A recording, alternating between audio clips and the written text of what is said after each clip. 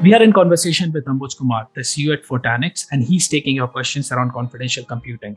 So if you got some interesting ones, please do drop them in the comment section. And for folks who haven't seen our initial videos, please do check them out. That said, Ambuj, confidential computing is being touted as the next tech mega trend. So what are the key drivers propelling the confidential computing space? Yeah, so there are two things that are happening simultaneously, and it's really interesting. If you look from cloud practitioners' perspective, or people who operate IT or are responsible for keeping systems up and running, everybody wants to move to cloud. And the reason for that is operational simplicity, cost effectiveness, and a skill required. So everybody wants to move to cloud. But if you ask them what is preventing them from fully adopting cloud, it is same thing, security and privacy of their data, right? Because they might be in some regulated industry, they might have some business sensitive data, and they worry about that data being compromised when it goes on cloud. So confidential computing is a deterministic way of keeping that data secure. Because if all the data is encrypted, at only place it might get decrypted is inside hardware enclaves. And you control what applications will process your data. You control what users will get your data.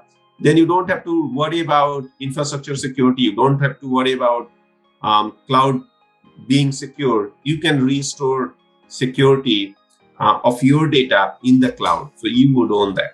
So practitioners are moving to confidential computing because they have some sensitive data and they view confidential computing as a means to get to the cloud, right? So that is the driver for them.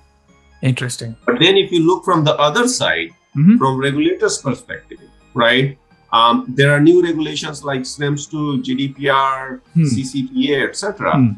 And regulators are telling all these service providers that, hey, it's fine that you are collecting so much consumer data, but you must guard those data certain ways.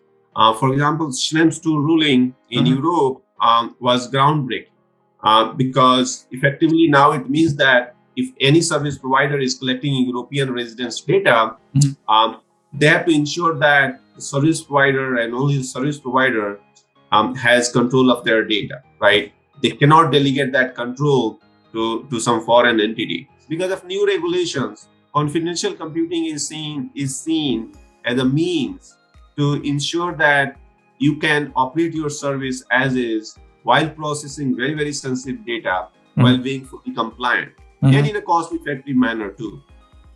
So those are two propelling factors from two different sides, one from practitioner, another from regulators. The key factors. Thank you so much for taking that question, Ambuj. So this is getting interesting.